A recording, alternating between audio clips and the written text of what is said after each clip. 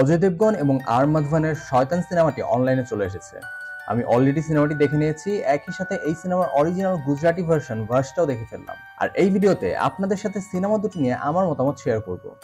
Welcome to being serious. আসুন আলোচনা করা যাক শয়তান ও ভার্স নিয়ে।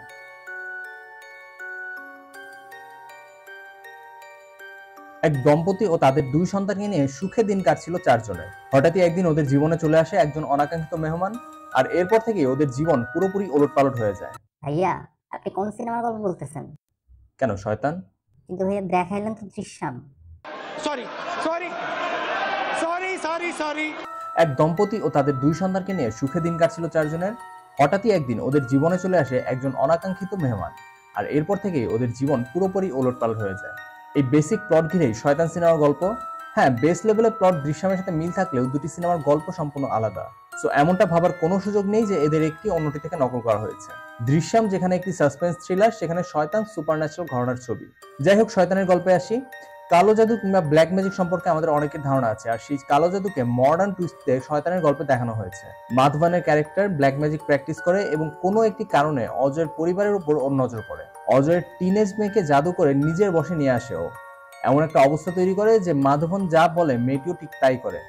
এখন এই জায়গা থেকে অজয় কিভাবে মাধবনের জাদু থেকে ওকে মুক্ত করবে, আর এর জন্য এই পরিবারকে কি কি স্যাক্রিফাইস করতে হয়, এসব জানতে হলে দেখতে হবে পুরো সিনেমাটি। মাত্র 2 ঘন্টার এই সিনেমাটি স্টোরি ওয়াইজ খুব বেসিক মনে হলেও স্ক্রিন প্লে ছিল খুব ক্রিস্প অ্যান্ড হ্যাপনিং।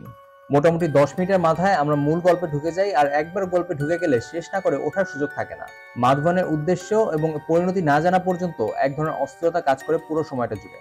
এর মধ্যেই নানা ধরনের twist, turn and thrill screen প্লেতে গতি বজায় রাখে, যার কারণে সিনেমার প্রায় 80% একটি বাড়ির মধ্যে হলেও বোর হওয়ার সুযোগ খুব একটা থাকে না।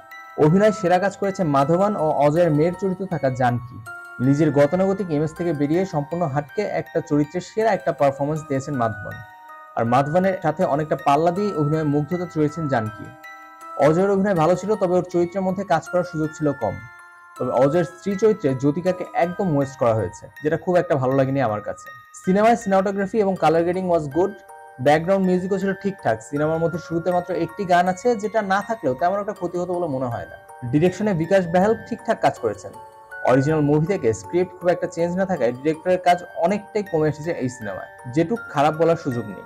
এবার যদি অরিজিনাল মুভি ভার্সের সাথে এই সিনেমার তুলনা করতে যাই, তাহলে আমি বলবো শয়তান is bigger and lesser than verse. এখন এই কথা বলার কারণ হচ্ছে স্কেল অ্যান্ড বাজেট ওয়াইজ শয়তান ভার্সের চেয়ে বড় হলেও যেই জায়গাটা শয়তানকে ভার্সের চেয়ে কিছুটা পিছিয়ে রাখবে, সেটা হচ্ছে সিনেমা দুটির ক্লাইম্যাক্স। লার্জার অডিয়েন্সকে ক্যাপচার করার জন্য শয়তানের ক্লাইম্যাক্সে কিছু পরিবর্তন এনে এটাকে অনেকটা ফ্যামিলি ফ্রেন্ডলি করা হয়েছে এবং একটা হ্যাপি এন্ডিং দেওয়া হয়েছে। তবে আমার কাছে শয়তানের চেয়ে ভার্সের ক্লাইম্যাক্স অনেক বেশি এফেক্টিভ লেগেছে। একই সাথে ভার্সের ক্লাইম্যাক্স অডিয়েন্সের মধ্যে আলাদা দাগ কেটে যাবে, যেটা শয়তান করতে পারে না। তবে যারা ভার্স দেখেননি তাদের কাছে শয়তানের এন্ডিং খুব একটা ম্যাটার করবে না। কিন্তু আমি বলবো যারা অলরেডি শয়তান দেখে নিয়েছেন তারা একবার হলেও ভার্সের ক্লাইম্যাক্সটা দেখে নিন। আশা করছি ডিফারেন্ট একটা ফিলিংস পাবেন।